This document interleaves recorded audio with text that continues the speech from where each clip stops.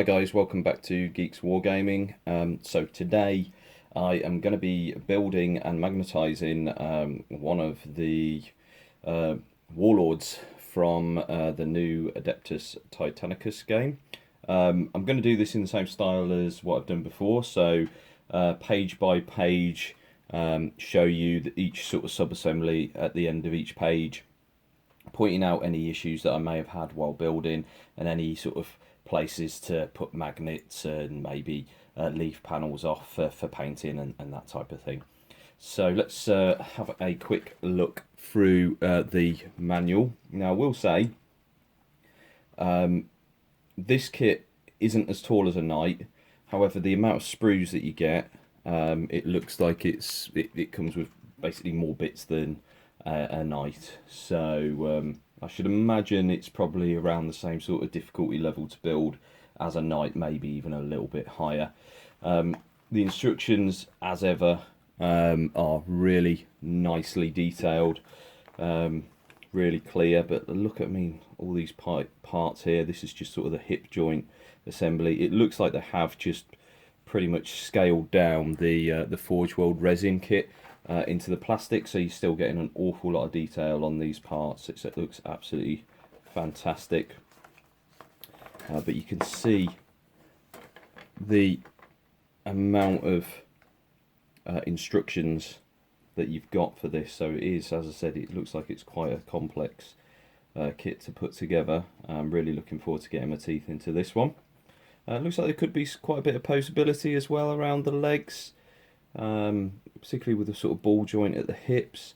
The knee joints you could probably manipulate slightly, have it in maybe more of a walking pose. So I'm going to have a bit of a play around with that, see how I get on with that one. Then, as with your knights, you build the legs first, then you build the main body, which we see there on those pages. Trying to get the next one. Yeah, and then you start building the armor panels and the housings for weapons, putting those all on, building the head. There is, I think there's two options with a head, actually. I think there's two variants. So that basically the two that you can get from Forge World at the full scale model.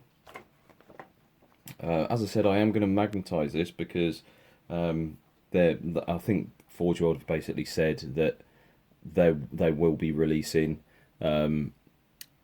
additional weapons for it, and they've tried to design this kit with magnetization in mind. So I'm not sure, it might be an idea to magnetize here. That is actually, I'm guessing the guns probably goes underneath that, so a little magnet under there, and then probably a magnet in here somewhere. I'll have to work it out when we get to that page. And then the same with the carapace weapons, just house a magnet in them somewhere, so you can just slot them on top of the carapace. But you know, look at that. That is the instruction book there. It's quite a chunky little manual for it. So yeah, and then pop that there. So without further ado, let's have a look at the kit, the sprues itself.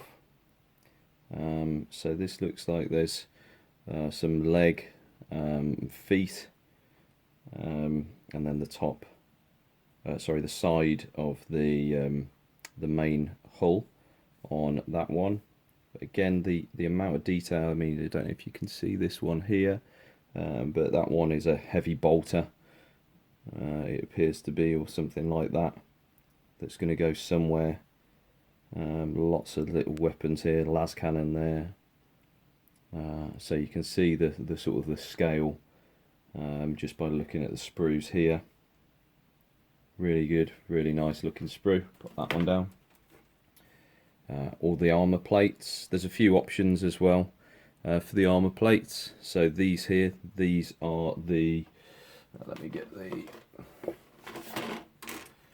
you can't really see it, but the shoulder pads on the Warlord are actually in three pieces. So you've got two pieces here, and there's two pieces like that at the back, and then in the center there is another piece, which is these pieces.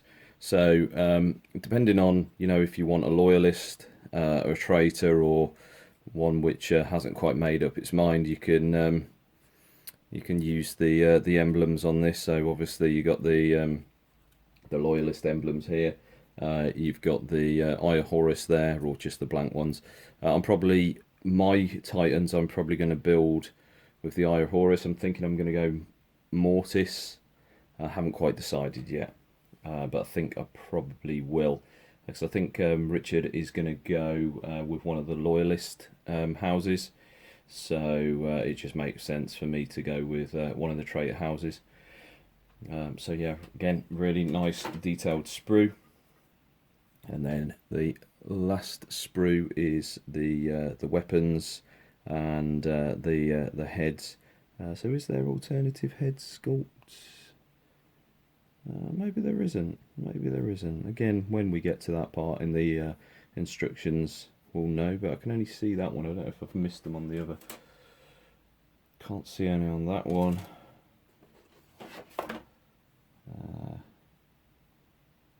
Yeah, at a glance, I can't see any other head. So unless it's on another sprue, which I haven't picked up, but I'm pretty sure that that's all the sprues for the Warlord. I've literally just opened the whole Granddaddy box set, and there are so many sprues in it. So many sprues. It's a little bit hard to tell what you've got. So without rambling any further, I'm going to get onto the build, and then you'll see me at the end of the first page. Okay, so there we have page 1 completed, and that went together really easy, actually, really easy. So we have the pelvis all built there, so that's the top part of the instructions. Then you build these little, I guess, the hip joints, and they're both exactly the same.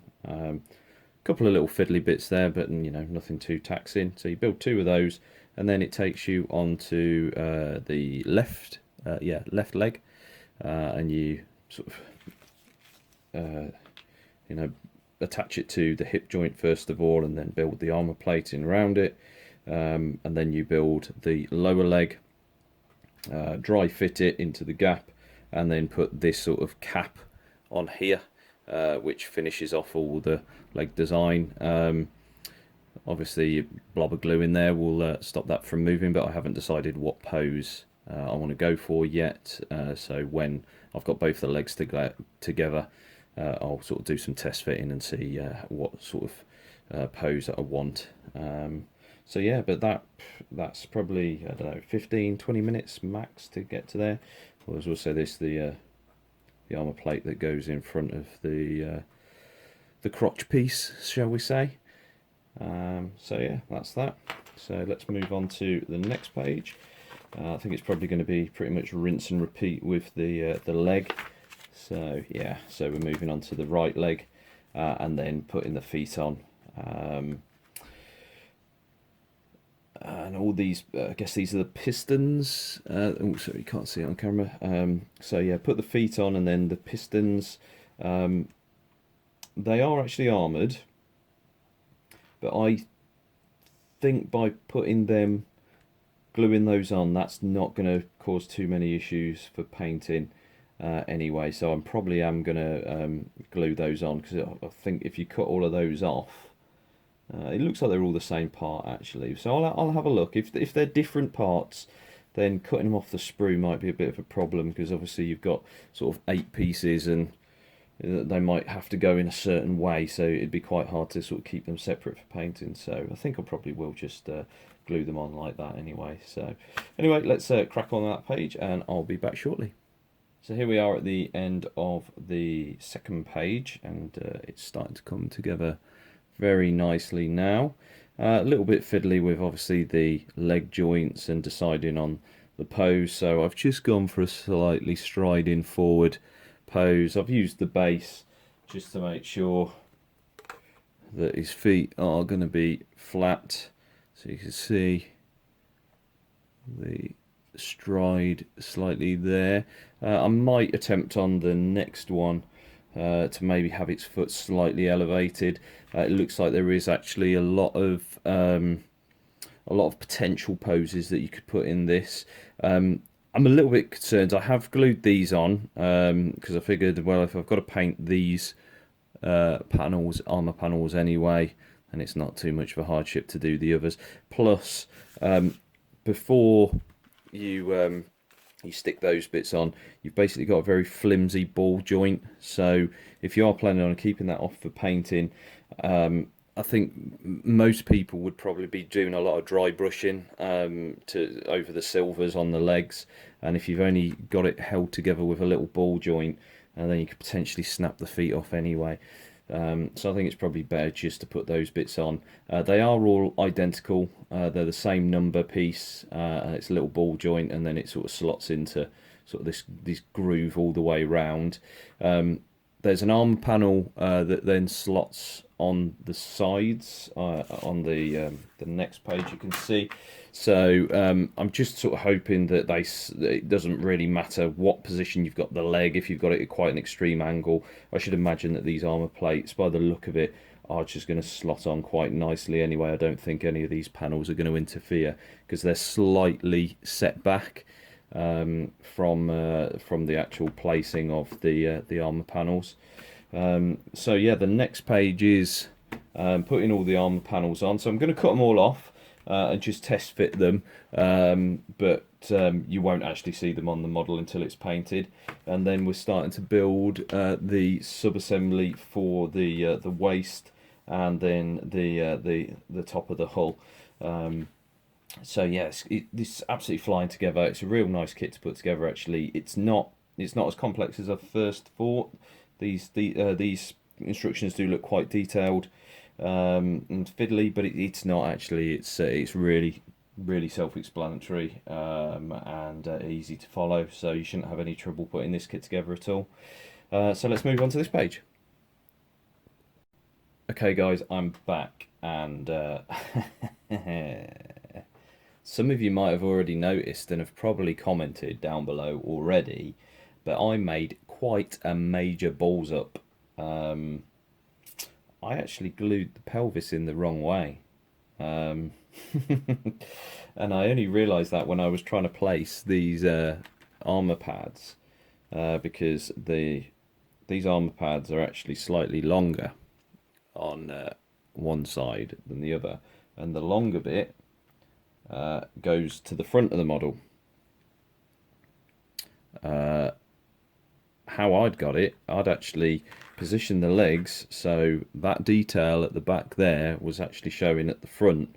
So I was treating that like the front because obviously I'd glued the pelvis in the wrong way. So my stance and everything was all wrong. It was moonwalking, but I caught it, and I've managed, because the glue is still very soft, I've managed to just sort of pull the pelvis apart and then twist it round and then just manipulate all these pistons and everything. I use this glue. I think I've showed you this before. It's extra thin, so it basically you paint it on with this little brush. It runs into all the cracks and everything like that. But also because it's thin, it doesn't have such a strong bond to start off with. So you can actually manipulate things. So I found it's quite a good glue to work with, as just proven. And also you can reactivate it quite easily. So although these joints were solid, I just painted the glue back into the joint. That reactivated the glue, and then I was able just to sort of pull them off and do it like that. So, whew.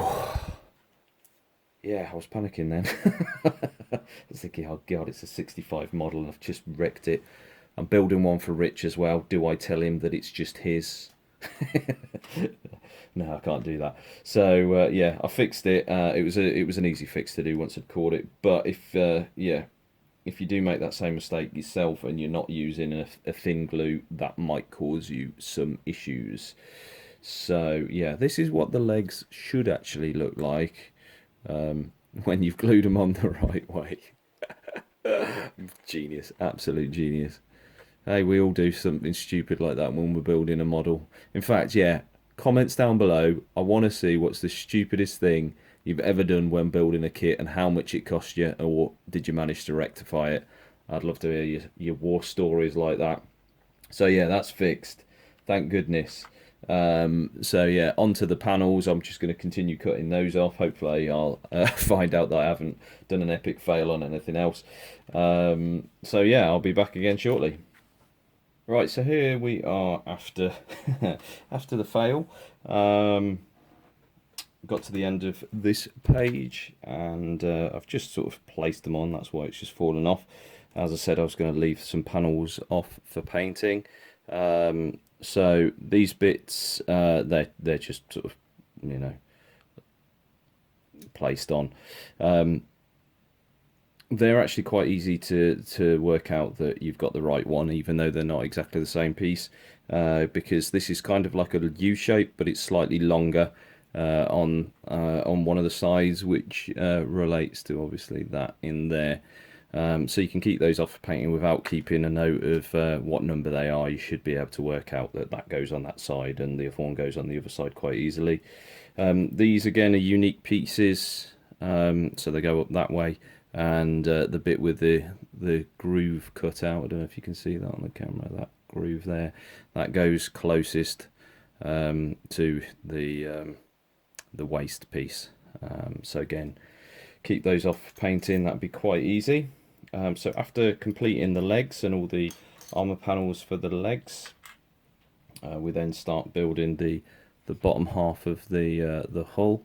So just putting the guardrails round and these little bits of detail. I don't know what they are, some kind of generator or something. So then that's that.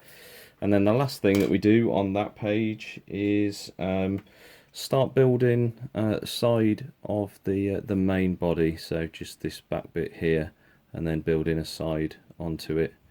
So yeah, we'll move on to the next page, and that is just putting the other side on, and then the top of the carapace on. So it's really starting to take shape now.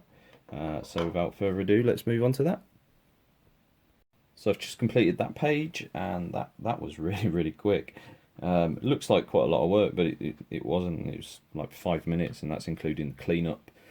Incidentally, I don't know if I've mentioned, but the cleanup, nothing. There's like no mold lines on anything. Wherever there would be somewhere that there's a mold line potentially, they've generally done it so it will be showing on the inside of the model. So it's a really good kit from that respect.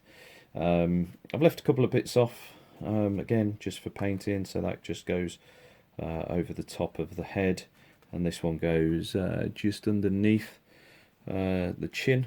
So that is that. Next we are onto this, which is just adding some of the details to the front of the hull, and some of the exhaust vents on top. And then putting on the void shield generators by the look of it. So again, that's probably not going to take me too long. So I'm going to get that knocked up, and I'll see you in a sec. And I've just finished all the detailing there. So you can see that. So we've got all the void shield generators across the top. We've got the, I guess, exhaust vents or something, I don't know, or air intakes across here, exhaust at the back, and then some detailing here. Again, very quick to do that. These things are a little bit fiddly, and obviously you cut them off and then they fly onto the carpet, so you spend about half an hour trying to find those. But other than that, the build itself for that one page probably, I don't know, 5 minutes again. So these 2 pages have been the quickest of the build so far. Let's bring him over so we can have a look. So that's what we're looking like at this moment. So he's starting to come along quite nicely now. It's not really that much play in the waist joint other than rotation. There's not really an up and down on it. So make sure that obviously you've glued it so it doesn't look like it's leaning back or anything like that. So yeah, there we go. Next page, I believe, will probably be building more of the hull.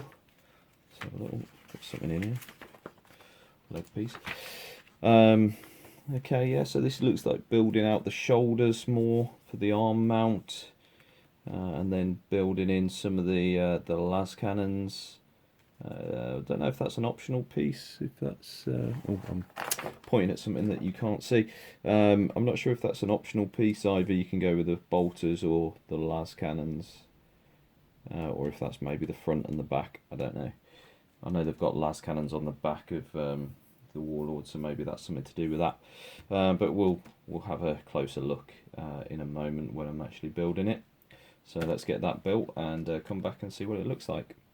Okay, so I have completed, I've actually done both of these pages because with leaving everything, the armour panels off for painting, I looked at this and it was pretty much just cutting off armour panels and not actually gluing any onto the model, apart from the head, which I'll show you in a second. So we've now got the sort of shoulders, or the housing for the shoulder plates. We've put on the mini heavy bolters, and then round the back we've got the las cannons as well. So it was a case of bolters and las cannons. I thought maybe that you might be able to you know, switch them out, but no, it is just completely fixed there. So that basically completes that page, other than these little side panels. Where's the other one gone? It's down here somewhere, and they sit just over this piece on the side. Yeah, something like that. Well, I've probably got that in the wrong way, but I'll obviously, when I attach it for painting, I'll make sure I get it the right way around. I wouldn't want to do something the wrong way around again, would I? No. So that's those. So, oh, trash in the place. So it's really starting to come together now. Head. I don't know if you can see that. I've used the one which is slightly more detailed. There is two head variants. They're both exactly the same shape, but this one just has slightly more detail. And also inside, I'm not sure if you can see on the instructions, but there's two sort of visor bits, I guess. So I've gone for the one which is like a big lens, but there's one that's got multiple lenses in. You can actually build completely both heads. It gives you two of these, which I was quite surprised about. So I may actually build up both heads, potentially magnetize it and swap it. Don't know why you'd want to do that, but I might, don't know. So that's that page completed. Well, those pages completed, sorry, and we are moving on to the fun now with the weapons. Oh, actually, obviously I'll show you these are just sort of the side plates, and then the front ones where the shield's attached to. So because of painting, obviously I've left that completely loose. So that's everything sort of cut off there. So we're now moving on to, I believe these parts are sort of the shoulders, or the arm holders, whatever you call them. So there's those to build up. It looks like there's ×2, so they're going to be identical part numbers for those. And the same with the guns. It doesn't look like there's, yeah, it doesn't look like there's any sort of, you know, a right and a left from what I can see. There's no reference to right or left, so I think you just build them exactly the same twice. I think I'll probably do both of these pages together, because it looks like that is just sticking all of that together and then just putting the missile launchers on top. I am going to be attempting to magnetize these, so I'll have to look when I'm building to see where the best possible place is to magnetize. I mean, that there, I don't know if you can see it. I'll just try and bring it up to the camera. But that suggests to me that a magnet might fit in there. So, but would you, if you magnetize it there, you're going to bring the whole gun. So unless they start bringing out extra arms that have got that bit attached as well. So what I might do is actually, if I can, magnetize in there and then magnetize the gun in some way. That doesn't look the best sort of point though to magnetize onto. So I'll have a look at it and I'll come back to you when I've done all of that. Right, so we've completed both of those pages. This is what we've got. These I haven't bothered magnetizing because they just sort of sit on there quite nicely anyway. I might eventually magnetize them, but I haven't got the ideal size magnet to go in there. I'm not too sure what that would be. It might be a 4mm by 1mm. I'll just show you. The glue's still drying, but you'll see that there's like a inside. There's like an indented bit for a magnet to go in, and that's the same on the top here. There's like a little bit of a rim, so you could slot a magnet in there if you've got the right size, which I haven't got typically. So yeah, I'm probably going to order those magnets, and I probably will magnetize those anyway. So that's those. Pop those down, and then we've got the arms. So show you the underneath. So I've just popped a magnet. This is no drilling or anything. That's 1mm deep, and that's exactly the depth that you need. Again, I didn't have the right size magnets, but those ones will do. There's enough hold on those. So I think they're 3mm magnets. Actually, let's have a look. I don't know, there might be 6 actually. Yeah, they look at, yeah, I think they are 6mm. So I think you might need an 8mm in there. I'm not entirely sure. So yeah, I've put them in there, and then I've done the arms in 2 parts. So I've magnetized where I said I would in that joint, so that just pops on there nicely. And then a little bit fiddly, and I'm not 100% happy with how it's come out, but it's the only way that I could kind of see how to do it. So this part of the instruction here, you put these two together, and then that creates kind of, well, I'll bring it up to the camera, creates, you can see it, there we go, which is obviously rounded, so you've got some movement if you want to swing it like that. It doesn't really give you a nice flush area to put a magnet in though, so I've just drilled into the top, made it sort of flat there, and then drilled into there as well, and then that does go together, but because you're working with quite small magnets, it's a little bit floppy. It's fairly strong. It's not going to fall off when it's on tabletop, but you know, when you're carrying it around in your carry cases, don't be surprised if it flops off in there. But other than that, I think that's pretty okay. I might work out if there's a better way of doing it. If I wasn't trying to get this done reasonably quickly for this video, I might have actually put a magnet in here on both sides, and then used this sort of joint and actually put a magnet on either side of that.